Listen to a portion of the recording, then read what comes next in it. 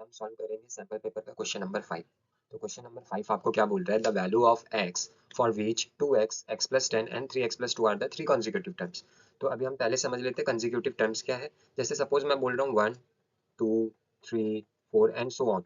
तो आप देखोगे ना, ये सारे कंजिक्यूटिव टर्म है, मतलब एक के बाद एक के बाद एक आ रहा है। जैसे 1 के बाद 2 आता है, 2 के बाद 3 आता है, 3 के बाद 4।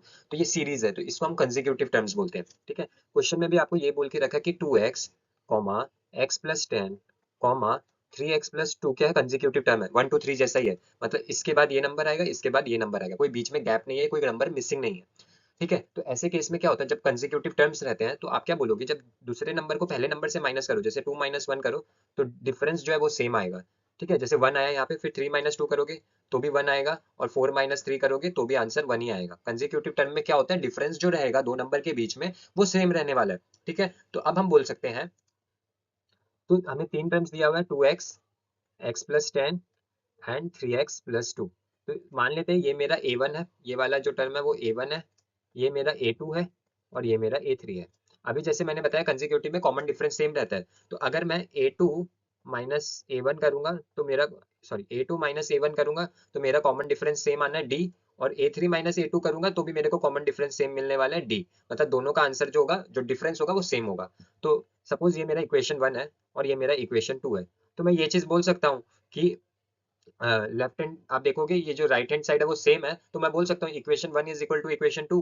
तो मैं लिख सकता हूँ a2 minus a1 is equal to a3 minus a2। सही है। ठीक है, अब हम यहाँ पे वैल्यूज पुट कर देते हैं।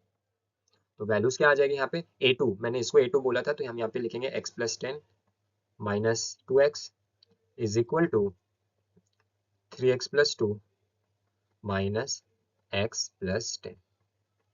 सही है। अब इसको हम सॉल्व कर देंगे।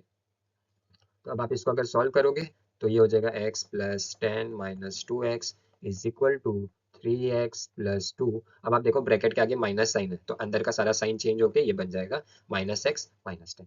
सॉल्व करोगे तो आंसर क्या आएगा आपको, यहाँ पे x प्लस x, यहाँ पे माइनस 2x, तो मतलब minus x plus 10 is equal to यहाँ पे 3x माइनस x मतलब 2x, और यहाँ पे प्लस 2 माइनस 10 तो माइनस 8। और इसको अगर आप सॉल्व करोगे तो क्या बनेगा, माइनस एक्स, और ये वाला अगर यहाँ पे आ जाएगा ऑपोजिट साइड में x, तो माइनस 2x हो जाएगा।